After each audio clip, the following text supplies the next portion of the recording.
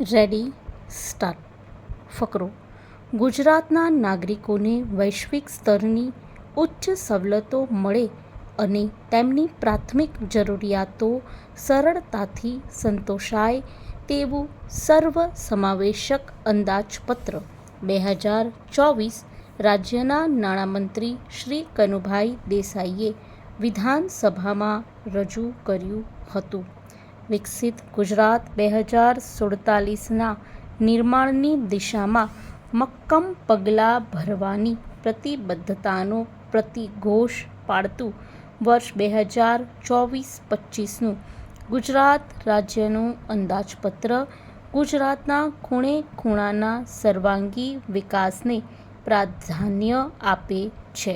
અંદાજપત્ર 2024-25માં ગુજરાત સરકારે પોષણ, આરોગ્ય અને શિક્ષણના મહત્ત્વના ક્ષેત્રો ઉપર ફોકસ કરતી વિવિધ યોજનાઓ જાહેર કરી છે.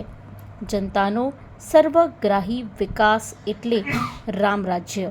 નાણામંત્રી શ્રી કનુભાઈ દેસાઈએ કહ્યું કે જનતાની સેવાના મુદ્રાલેખ સાથે કામ કરતી આ સરકાર માટે સુશાસન એટલે રામ રાજ્ય.